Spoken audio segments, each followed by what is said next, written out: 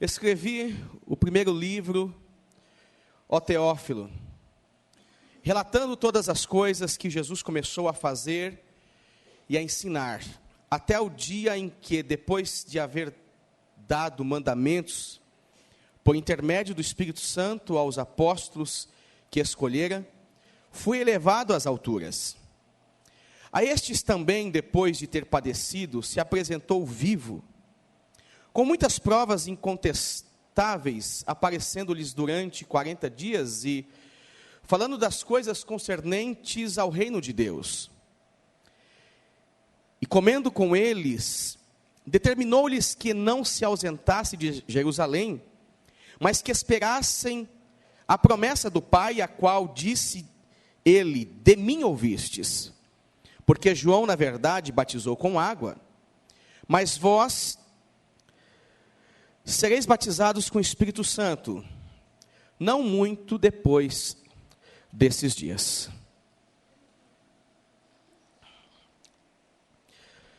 No último domingo, nós falamos sobre princípios e valores de uma vida cristã. E neste último domingo, então, foi tratado que esses princípios são os ensinos que compõem a base de nossas vidas e que influenciam o nosso comportamento e nossas decisões. O que nós conhecemos, então, por princípios, nós chamamos de princípios morais. Falamos também que esses princípios morais podem ser mudados conforme nossas experiências ao longo da vida e os nossos ensinamentos.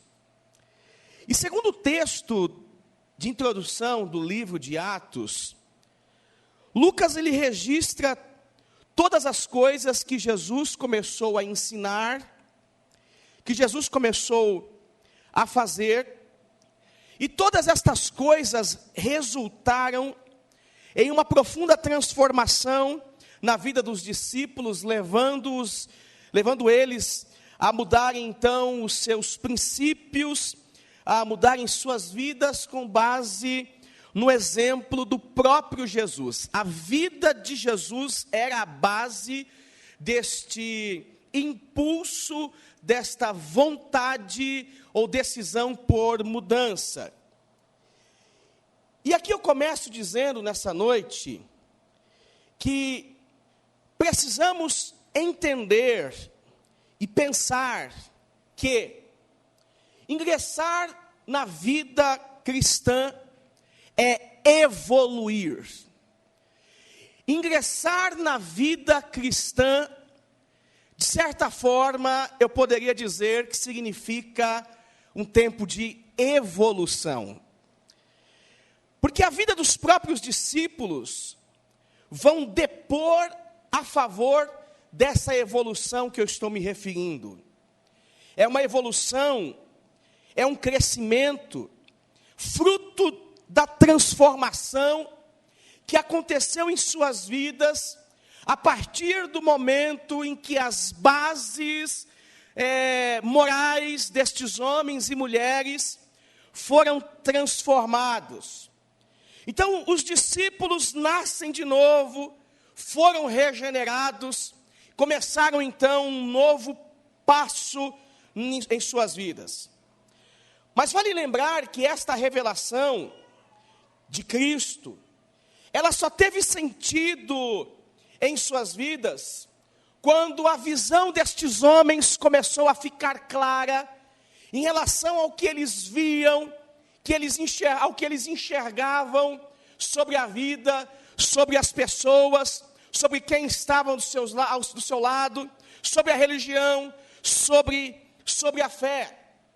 E é interessante que essa questão de clareza, de enxergar a vida por meio através de uma perspectiva, de um olhar claro, Jesus dá um exemplo muito interessante sobre isso, no Evangelho de Marcos, no capítulo 8, e o versículo 22, e ele vai exemplificar isso por meio de uma parábola, dizendo que os homens não enxergam de forma clara. E essa parábola tem a ver com o que produz a transformação, a revelação, a cura do Senhor. Marcos 8, 22 vai dizer assim: então chegaram a Betsaida e lhe trouxeram um cego, rogando-lhe que o tocasse.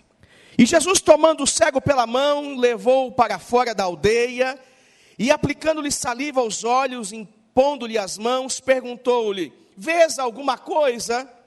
Este, recobrando a vista, respondeu: vejo os homens, porque como árvore os vejo andando, ou seja, como vultos.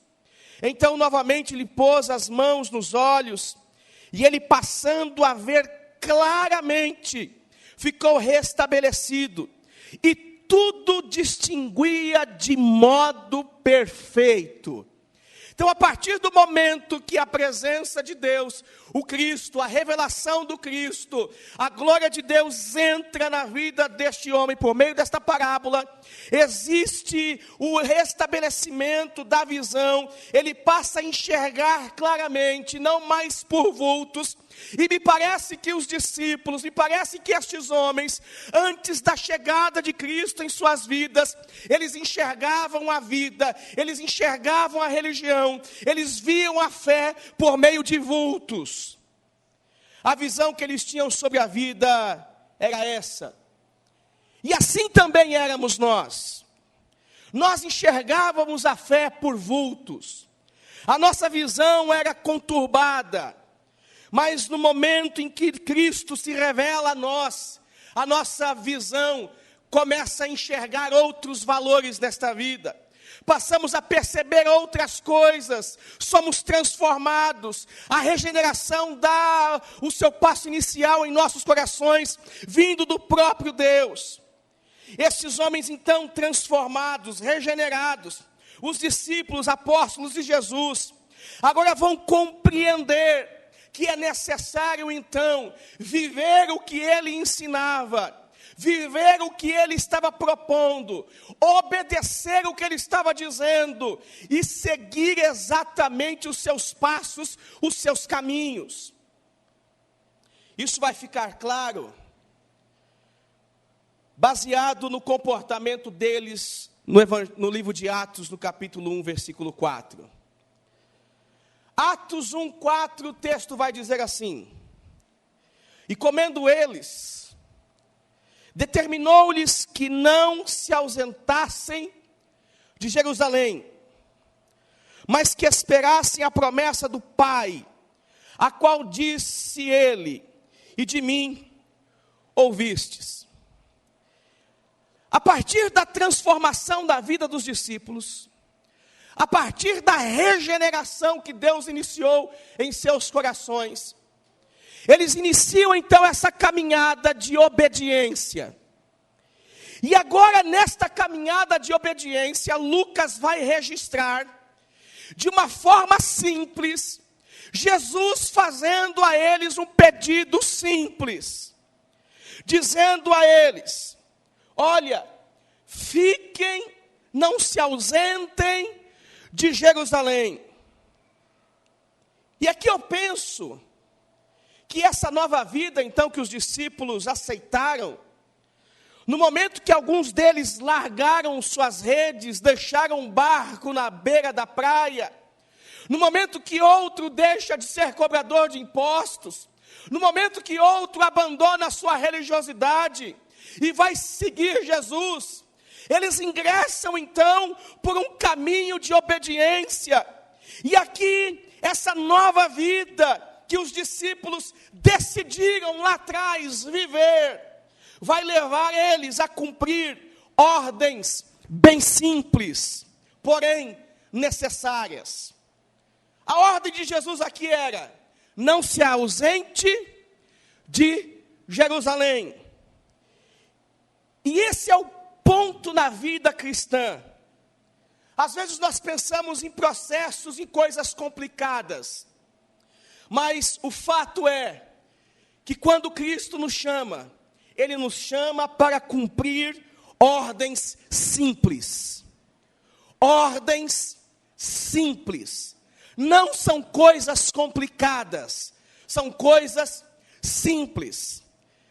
Nessa relação, nessa história, nessa introdução de Atos, Jesus está dizendo: meus servos, discípulos, apóstolos, amigos, não se ausentem.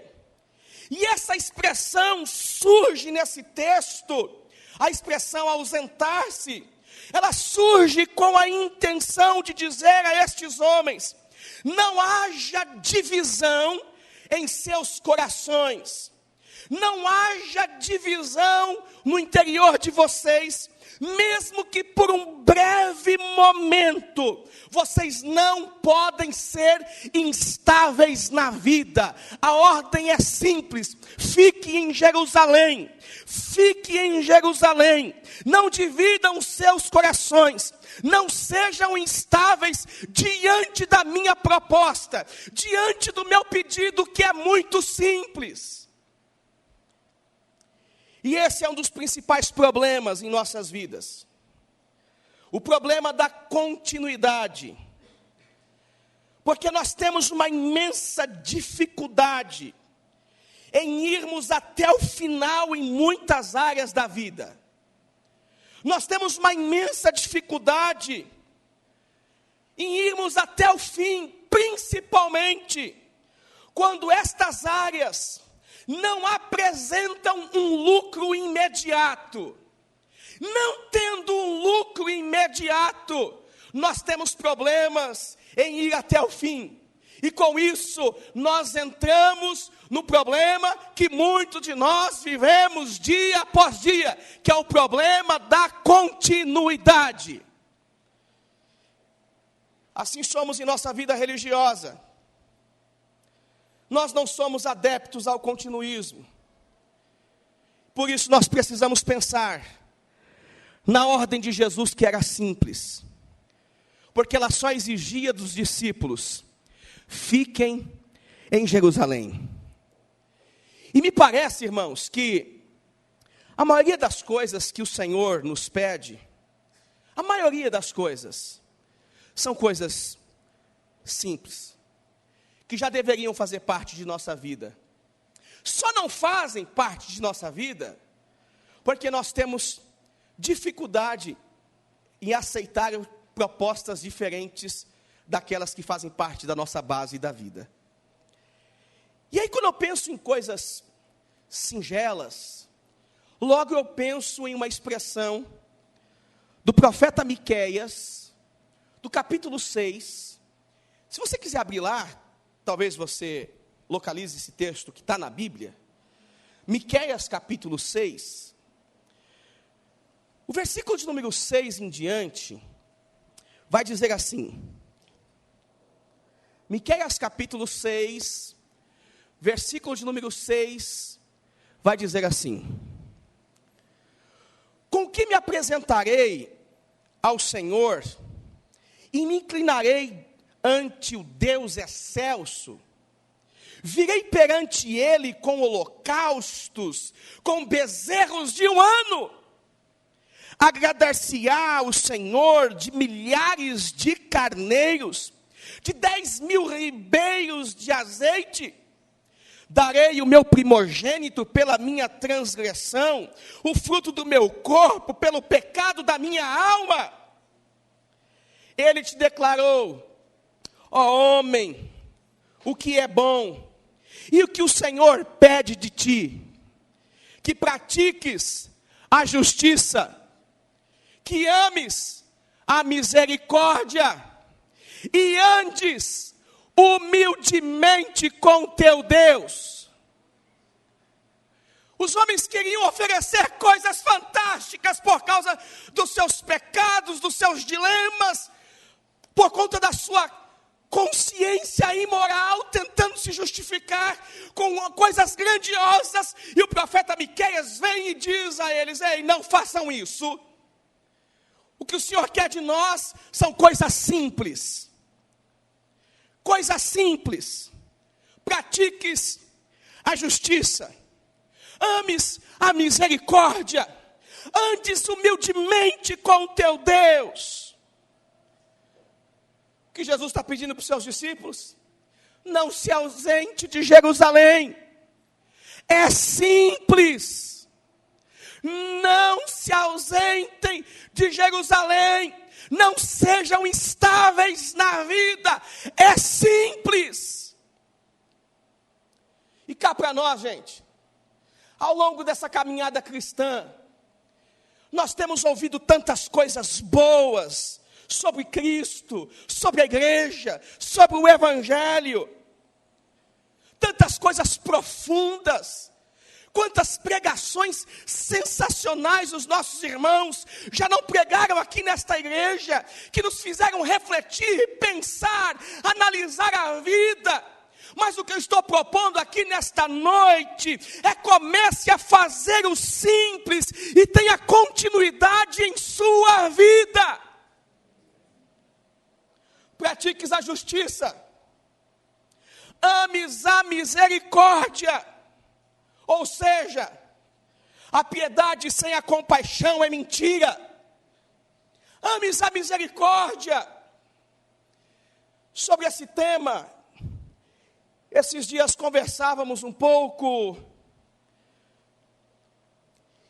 e nós cristãos precisamos manifestar a misericórdia. Um pastor, líder, veio a cometer um grande erro.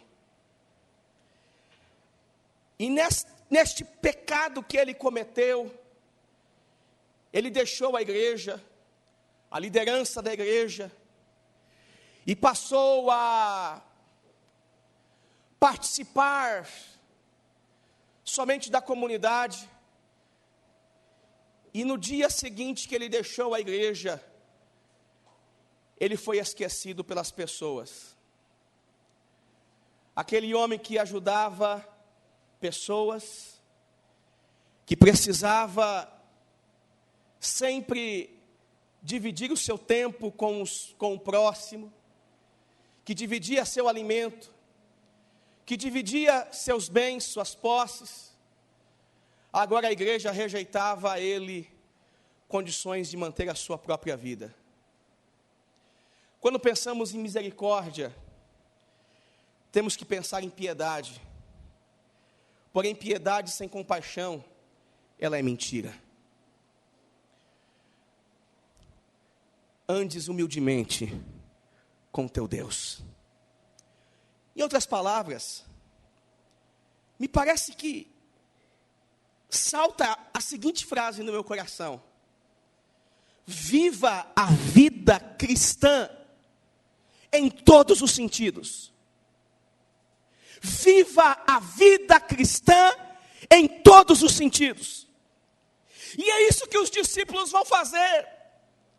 E a consequência dessa obediência, Jesus vai dizer a eles o seguinte: olha, vocês vão ficar, não vão se ausentar de Jerusalém. O meu pedido é simples, a minha ordem é simples, porém a consequência é a seguinte: porque João, na verdade, batizou com água, mas vós sereis batizados com o Espírito Santo, não muito depois destes dias. A mensagem era: obedeça.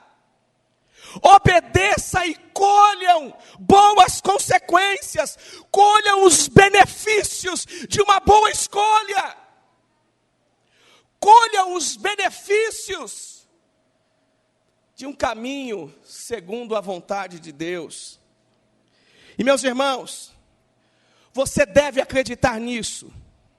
A sua escolha, as suas escolhas geram consequências. As suas escolhas geram consequências. E elas vão produzir boas ou péssimas lembranças por toda a sua vida. E quando eu fazia este sermão, me veio à memória uma história, e eu consegui recuperar ela. Uma história que retrata as escolhas que fazemos na vida, e que vale a pena decidir Vale a pena decidir por coisas simples diante de Deus. Vale a pena. Escute essa história, por favor. Preste atenção comigo, por gentileza. Vou ler para vocês.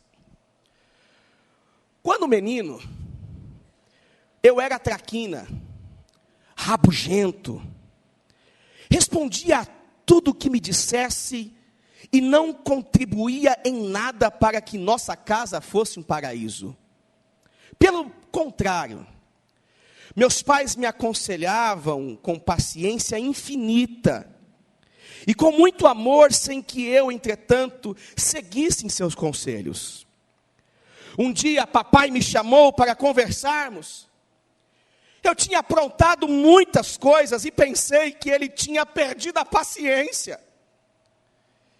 Talvez ele ia me dar uma surra, pensei eu. Um castigo. Uma dura repreensão. Meu pai, todavia, não fez nada disso. Não parecia aborrecido. E simplesmente me disse: filho, eu percebo que você não tem ideia do que é sua conduta. Mas pensei em algo que poderá lhe mostrar isso muito bem. É uma brincadeira, mas poderá te ajudar. Venha comigo, filho. E levou-me à sua improvisada oficina de trabalho. E lá dentro falou-me: veja aqui uma tábua nova, lisa, vernizada, bonita. Todas as vezes que você desobedecer, ou tiver uma ação indevida, espetarei um prego nessa tábua. Pobre tábua. Em breve estava crivada de pregos. Mas a cada vez que eu ouvia meu pai batendo o martelo, sentia um aperto dentro de mim. Não era só a perda daquela tábua tão bonita. Aquilo era também uma humilhação que eu mesmo me afligia. Até que um dia, quando já não havia pouco espaço para outros pregos, eu me compadeci da tábua e desejei de todo o meu coração vê-la nova, bonita, polida como era. Fui correndo fazer essa confissão ao meu pai, e ele, fingindo ter pensado um pouco, me disse: podemos tentar uma coisa, filho. De cada vez que você se portar bem, em qualquer situação, eu arranco um prego. Vamos experimentar? Os pregos então foram desaparecendo. Até que ao fim de certo tempo, não havia nenhum prego. Mas, não fique contente não. É que reparei que a tábua, embora não tivesse pregos, guardava as marcas dele. E discuti isso com meu pai, que me respondeu: é verdade, meu filho, os pregos desapareceram, porém as marcas nunca poderão ser apagadas. Acontece o mesmo com os nossos corações. Cada má ação que praticamos deixa nele uma feia marca. E mesmo que deixamos de cometer a falta, a marca fica lá. Nunca mais me esqueci daqueles pregos e da tábua lisa, polida, cuja beleza foi inapelavelmente destruída. E passei a tomar muito cuidado, para que a sensação da culpa não marcasse daquela forma o meu coração. Essa experiência me faz pensar muito, e estou certo de que uma vida digna e bem vivida poderá levar um coração até o fim a se manter livre de qualquer prego e das marcas das consequências das escolhas. Em outras palavras, O simples é obedecer. E obedecer o quê? As coisas simples que Deus nos manda fazer. É simples. É simples. E é interessante que esses que obedeceram a voz de Deus, a orientação do Senhor em ficar em Jerusalém, agora estão aqui no capítulo 2. E o capítulo 2 vai dizer o resultado desta obediência, dessa continuidade. O resultado destes homens que não foram volúveis aos seus desejos, às suas vontades, às suas necessidades, aos seus anseios. Porque de repente eles tinham 1001 justificativas para deixar Jerusalém. 1001 justificativas para não ficar na casa esperando a promessa. É meu trabalho, é minha vida, são os meus anseios, são os meus propósitos, são os meus medos, é a minha alegria. Eu preciso de tempo, eu preciso de espaço, eu estou me sentindo sufocado. Eles poderiam argumentar qualquer coisa que seria legítimo dentro da visão deles, mas a consequência na vida destes homens e ao cumprir-se o dia de Pentecoste, estavam todos reunidos no mesmo lugar, e de repente veio do céu um vento, um som como de um vento impetuoso, e encheu toda a casa que estavam assentados, e apareceram distribuídas entre eles línguas como de fogo, e pousou sobre cada um deles. E todos foram cheios do Espírito Santo e passaram a falar em outras línguas, segundo o Espírito lhes concedia que falassem. Ora, estavam habitando em Jerusalém judeus, homens piedosos, vindo de todas as nações debaixo do céu. Quando, pois, se fez ouvir aquela voz, a voz de quem? Daqueles que deram continuidade, daqueles que não se deixaram vencer pelas fragilidades dos seus próprios corações, foram convictos, estavam convictos e andavam na convicção da obediência.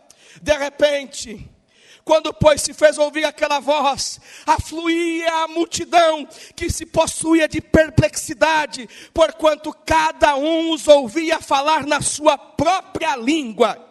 Estavam pois atônitos e se admiravam, dizendo: vede, não são porventura galileus todos esses aí que estão falando? Não são galileus todos esses aí? Quase que eles estavam falando, esses que ficaram, esses que obedeceram, esses que se dispuseram, esses que fizeram o simples, ficar em Jerusalém, esses que não abriram mão da fé, ficaram lá. Como é então que ouvimos falar cada um em nossa própria língua materna?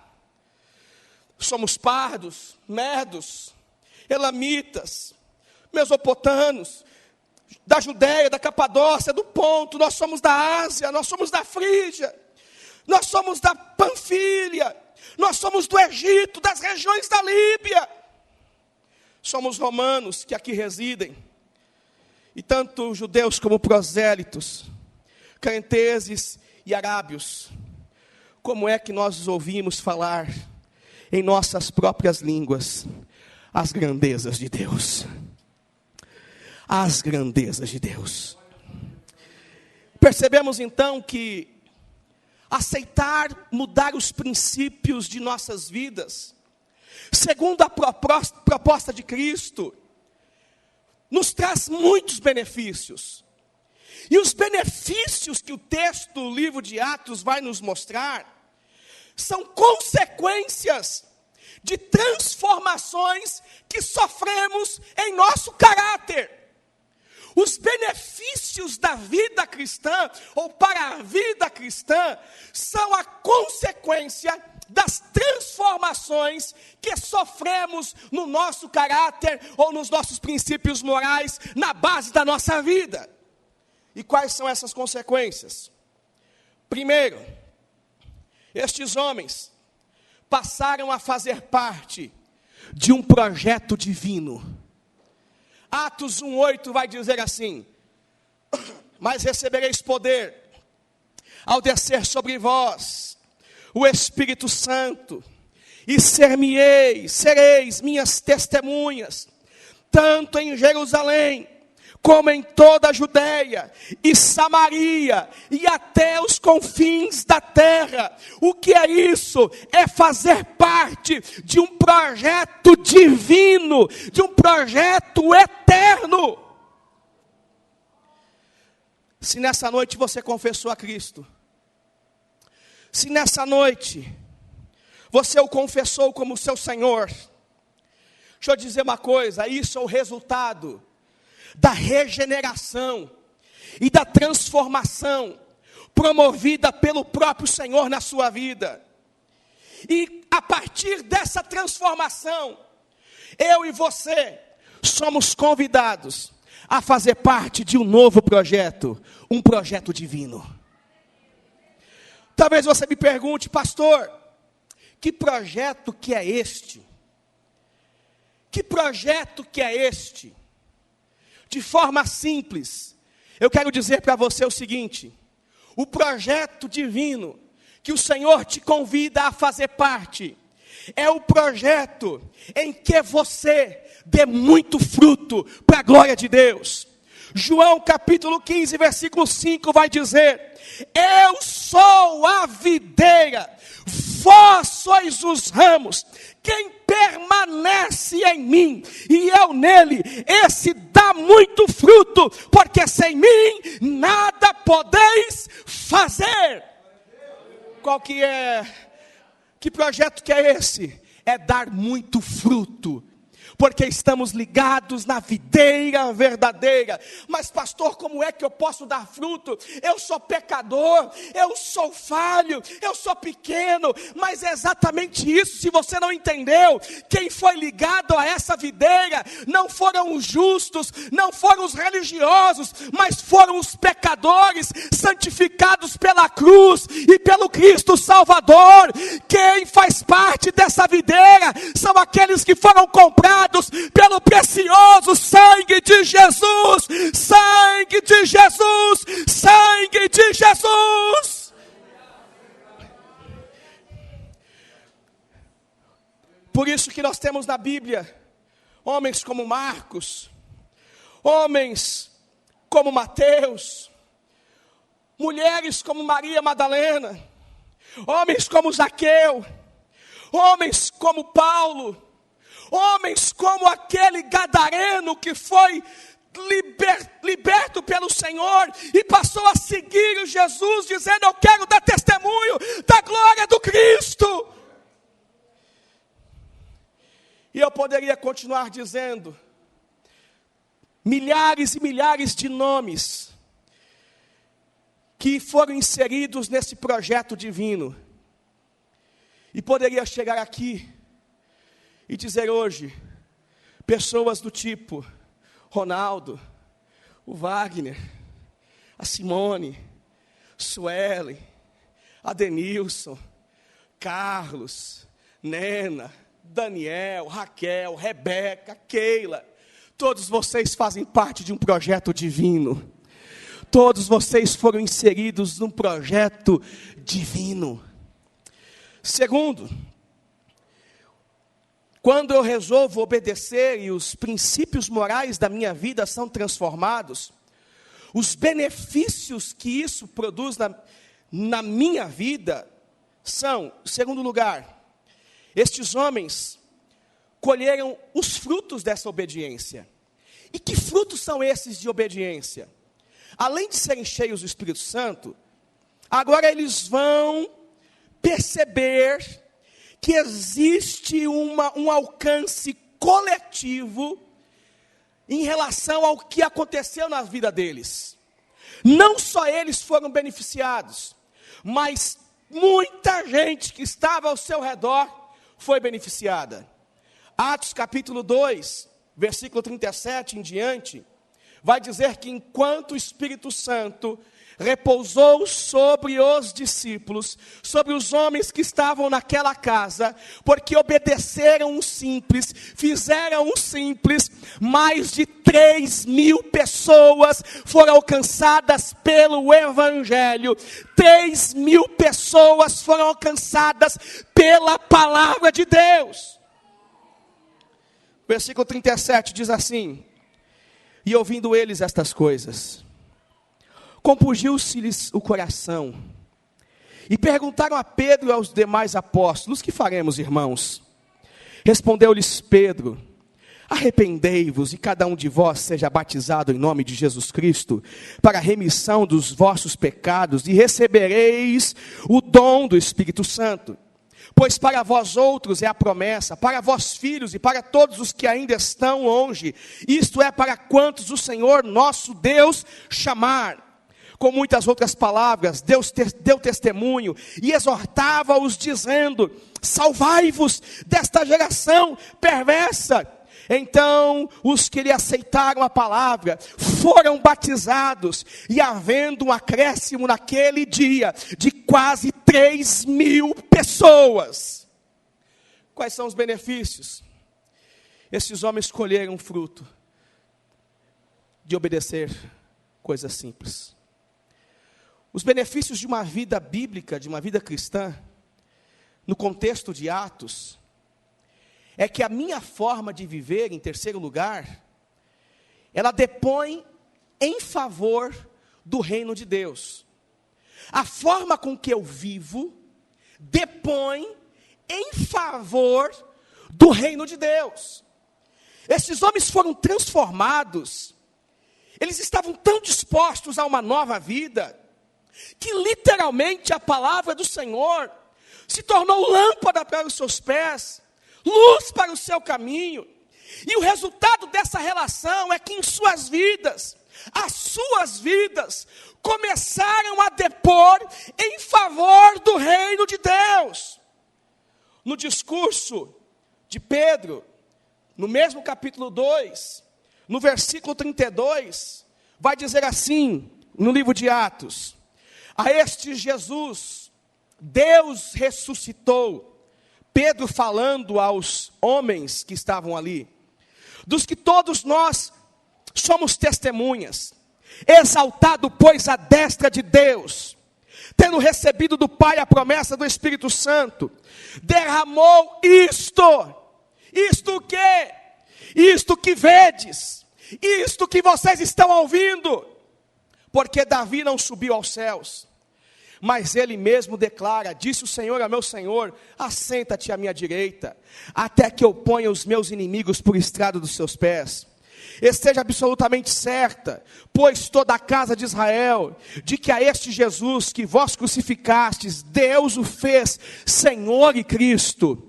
Ouvindo eles estas coisas, compungiam-lhe o coração e perguntaram ao Pedro e aos demais: que faremos agora depois dessa pregação? Que faremos agora, irmãos nossos? Ou seja, a vida destes homens estava testemunhando a respeito do reino de Deus. A forma com que eles passaram a viver anunciavam a convicção de seus corações. E por último, o benefício de uma vida cristã, segundo o texto de Atos, na vida destes homens, dos apóstolos, é que o Senhor continuava trabalhando em suas vidas, por meio de suas vidas, mesmo quando eles enfrentavam prisões e dificuldades. Mesmo quando eles enfrentavam prisões e profundas dificuldades. Porque no capítulo 4, Pedro e João estão pregando e anunciando, falando sobre Cristo, dizendo que Cristo foi maior do que Moisés, dizendo que Cristo agora é suficiente em todas as coisas. Os religiosos, os sacerdotes, vão levá-los para uma prisão. E aqui, no capítulo 4, além de enxergar que o Senhor continuava trabalhando, mesmo enquanto eles estavam presos, eu percebo também que não existe ninguém no reino de Deus insubstituível. enquanto eles estavam presos, o Senhor estava trabalhando. Deixa eu dizer uma coisa, o Senhor te convidou para fazer parte de um projeto divino, mas não tenha a presunção no seu coração de que você é um ser insubstituível nessa terra. O último que eu ouvi falar que era insubstituível e Deus precisava dele para salvar o mundo inteiro, caiu e nunca mais se levantou. Veja só o capítulo 4 comigo, por favor. Versículo 1 ao versículo 4.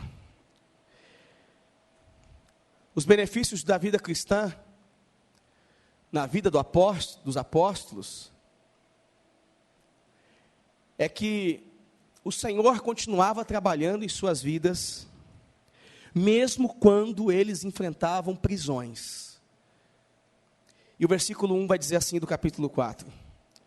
Falavam eles ainda ao povo, quando sobrevieram os sacerdotes, o capitão do templo e os saduceus, e ressentidos por ensinarem eles o povo e anunciarem em Jesus a ressurreição dentre os mortos, e os prenderam, recolhendo-os ao cárcere, até o dia seguinte, pois já era tarde. Muitos, porém, dos que ouviram a palavra, a aceitaram, subindo o número de homens a quase 5.000 pessoas. Enquanto João estavam lá presos, aqueles que ouviram a palavra do Senhor, o Espírito Santo se encarregava de convencê-los do pecado, da justiça e do juízo, e esse número ia subindo, e Deus trabalhando, mesmo em meio à prisão de Pedro e João. Você está preocupado com o quê? Obedece o simples. Você está preocupado com o quê? Obedece o simples. Faça o simples. Faça a vontade de Deus. Busque ao Senhor. Se submeta à sua santa palavra. E viva bem, pelo amor de Deus. Você já parou para pensar que você tem tudo para viver bem? E você não vive? Porque você não dá continuidade àquilo que você ouviu. Você não é melhor porque você não dá continuidade, e os pregos vão batendo na tua vida e deixando marcas. Nessa noite eu te convido, tenha continuidade na fé cristã. Tenha continuidade. Não seja instável. Não seja como os insensatos Gálatas. Começastes no Espírito e terminam na carne. Ó insensatos Gálatas! Ó insensatos Gálatas! Comecem bem, terminem bem. Comecem bem e terminem bem. Eu fico imaginando a cena. Se Pedro estivesse lá no seu lago, dentro do seu barco, com as suas redes, enquanto os demais estavam dentro do cenáculo, aguardando a descida do Espírito Santo, como é que seria a cara do Pedrão, hein? Deus, por que o Senhor fez isso comigo, hein? Ele ia cortar a orelha de quem? Ele iria cortar a orelha de quem? Você não vai para frente, talvez, porque você está procurando gente para cortar a orelha. Você talvez não evolui na sua vida cristã, é porque você está tentando achar culpados. E deixa eu dizer uma coisa para você. Você é o grande problemático da sua vida. Você é a sua pedra de tropeço. Você quer achar um encosto? Você é o encosto. Você é o problema. Você.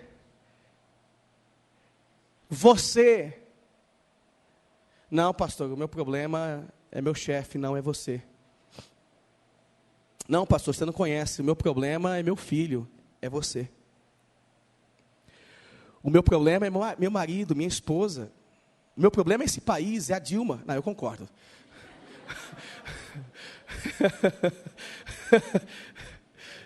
Também é ela. Não está na hora de a gente fazer as coisas simples? Percebe que você quebrou tanta cara porque você quis fazer coisas tão grandiosas, aí você vem para a igreja agora dizendo, não, pastor, eu vou ficar agora na igreja aqui, e só vou fazer as coisas que Deus me mandar fazer, e quando Ele mandar fazer. Faz o simples. Sabe o que essa igreja está pedindo para você? Viva o Evangelho, dê muito fruto, seja discípulo de Jesus. Alguns de vocês já receberam ligação do pastor dizendo, quero que você vá na igreja hoje, porque senão, banco. Alguns de vocês já receberam ligação assim, de minha aqui? Alguém já recebeu ligação aqui, do pastor? Alguém já fez reunião com o pastor aqui, ele cobrando você do que você não fez? Alguém já fez reunião aqui com o pastor, de cobrança, dizendo, olha, você é imprestável, viu? Vou tirar o seu cargo, vou tirar a sua função, vou tirar a sua carteirinha de membro. Né, Anderson? Alguns nem têm carteirinha. Se for por carteirinha aqui, nós estamos lascados, gente. Né? Ai, Jesus, a gente está 12 anos aqui, cadê a sua carteirinha? 12 anos aqui, cadê a carteirinha? Cadê? Eu já fiz isso. Alguns dos líderes chegaram para você e disseram, olha, eu acho que você vai ser excluído aqui da igreja, porque se você faltou 3 vezes consecutivas no culto, obreiro, cadê os obreiros? Vou pegar. Agora apertou o negócio. Vocês que não vêm na escola bíblica dominical, 2 vezes, estarão destituídos do cargo. Alguém já falou isso? Alguém já fez isso? Fala Deus, né? Já fiz isso, Montanha? Te cobrei de alguma coisa, você não veio na igreja, aí só vem para tocar, qual é que é? Pagando de gatinho agora com a mina aí e tal.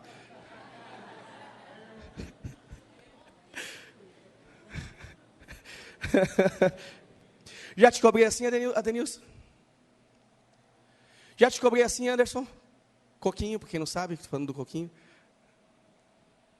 Já falei isso com você, meu amigo Vitor, o homem mais cheiroso dessa igreja.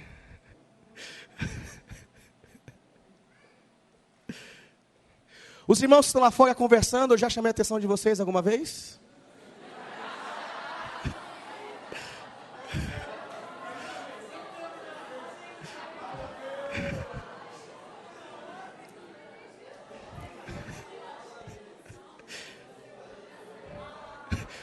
Eu já fiz isso com alguém? Já cheguei lá e disse, tô vendo aqui, dá para ver aqui a cabecinha. E pior que eu vejo tudo, gente, assim, Às vezes me irrita, mas eu sigo na fé. Já fiz isso, Su? Alguns de vocês já cobraram o pastor? Alguns de vocês já falaram mal do pastor?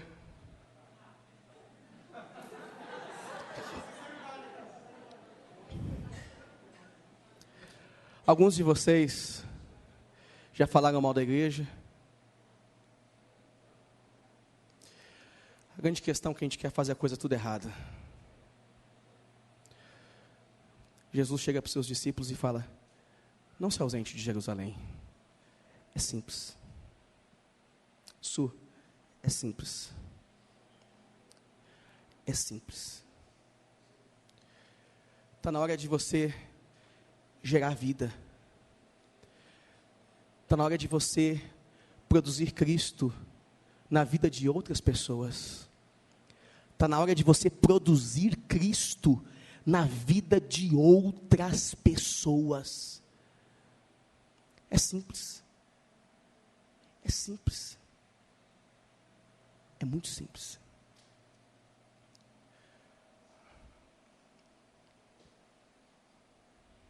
É muito simples. A grande pergunta